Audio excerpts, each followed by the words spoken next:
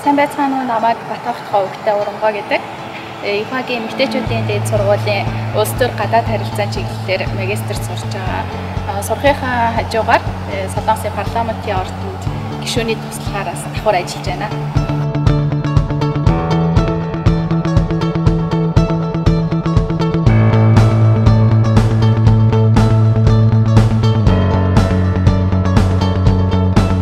Улс төрийн сонгуультай ажил Солонгост яаж хэрхэн зохион байгуулагддаг тийм асууж Монголоор ямар өөр байдгийг гэдгийг хэрцүүлж үзмээр санагдсан. Багштай санал тавьж байсан багш маань гишүүнийг холбож өгөөд сонгуультай ажилд нь явж үзээд ер нь бол улс төрийн сонгуультай ажил Солонгост хэрхэн явагддаг талаар туршлага сонирхож байгаа. 2017 оны 2 сараас эхлээд томилогч туслахаар ажиллаж эхэлсэн. Солонгосын парламентын гишүүний 9 туслахтай байдаг. 9 туслахынхаа 2 нь одоо internship буюу интern хийх боломжтой байдаг. Дадлагчаар туслах гэдэг үүднээсээ урт цалингүй ажилладаг. Надад одоо мөнгөнөөс илүүгээр цалингаас илүүгээр энд ингэж ажиллаад туршлага судлах нь надад илүү их үнэтэй ач холбогдолтой санагдсан. Тэгээд өөрийнхөө орлогоо болохоор үнэтэй сургалтын төлбөр төлж сурсан одоо энэ ганц сурсан хэлээрээ солонгос хэлээрээ орчуулга хийдэг.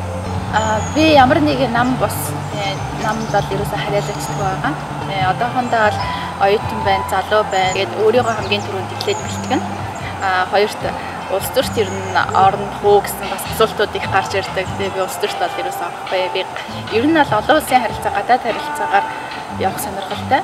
Тэр маань юу вэ гэхээр хоёр орны өөр нэг гэсэндээ мөрөөдөл маань дипломат чинь. Тэгээд нэгдсэн үндэсний байгууллагт их орны сурчлан таниулах одоо эцсийн мөрөөдөл маань тэр байгаа. Тэгээд мөрөөдлийнхэн төлөө явж байна да. Ямар нэгэн нөгөө нэг тэтгэлгээр ерөөсөө ирээгүй. Гэж амаа тусалж дэмжиж энд ирж сурсан байгаа. Тэгээд тийм болохоор ер нь төлбөрөө олъё гэсэн энд ирж байгаа бүх оюутан залуучууд гэсэн бүгд адилхан байдаг те. Тэгээд төлбөрөө олъё багч гэсэн ээж авдаа тус нэмэр олъё гэж ирсэн.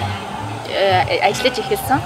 Нэгдүгээр курст орсон чинь цагийн ажил маань нэлээд их хийгдээд хичээл маань нэлээд юм маань ч гэсэн нэлээд буураад тэгээд ер нь цагийн ажлыг их хийх хэрэггүй мэд хичээлдээ шамдаа суралцах хэрэгтэй байна гэдгийг мэдэрсэн. Хүн яг нөгөө ажилч хөдөлмөрлөж болдог. Гэхдээ тэрүүгээр бид нар бол тэр хэмжээний сургалтын төлбөрийг бол өгч чадахгүй байлээ. Хүн өөрөө яг сураад хичээнгүй хөдөлмөр одоо хичээнгүй суралцсны эцэст буцаад яг тэр тодорхой хэмжээгээр тэтгэлэг авч чаддаг.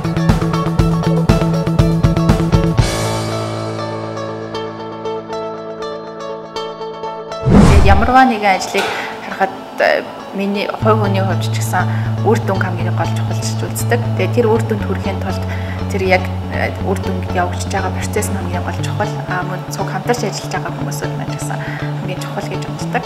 Одоо төслийн багийнх нь аягүй мундаг чадварлаг хүмүүсүүд байдаг. Тэр нь өрхийн орлогыг хөгжүүлэх, өрхийн орлогыг дэмжих нэр ямар нэгэн зүйлийг зүгээр үнгүй өгөөд юм уу эсвэл одоо нөө бэлэнчлэг сэтгэлгээг илүү суулгаад авах юм бол бид нар бол тэр бол хөгжил биш хүнд хэцүү одоо мөн орлогогүй хүмүүсүүдийг бид нар бол бэлэнчлэг сэтгэлгээг ямарваа нэгэн зүйлийг өгөөд болохгүйгээр тэнд загас барих аргын зааж өгөх ёстой байна гэдэг бодс үзэн өрх талбайлсан ээж болон хөгжлийн бэрхшээлтэй хүмүүсүүдийг ажлын байртаа бий болгох төслийг хэрэгжүүлж байсан. Шинэ хүмүүстэй уулзах, танилын үрийг нөгөө талаараа танилын үрээрээ тэр хүмүүстэй уулзнаар чинь санаанууд их гарч ирдэг. Тэгээд бас их зүйлийг мэдэж авдаг. Ном унших дуртай. Тэр яг номын зохиолч юм уу эсвэл тэр зохиолч амьдрал дотор ороод явж байгаа ч юм уу. Тэр бичсэн үнэ амьдрал дотор ороод явахаар ингээ яг өөр орчинд амьдарч байгаа юм шиг мэдрэмж төрдөг. Ном их уншдаг. Жохон талгайгаа амраах үедээ гэх юм бол заримдаа кино үздэг. Тэрний цаана ямар философи хэлэх гэдэг юуг надад дамжуулж юуг энийг нийгэмд хүргэх гэдэг юм. Тэгээд ихэвчлэн дандаа нэгт явж байгаа, хоёрт явж байгаа кинонуудыг үздэг. Яагаад хүмүүс энийг үзэх болсон шалтгаан юу юм бол? Ер нь юм болгоныг хийхдээ заавал яагаад гэдэг хариултыг бас тавьдаг л та.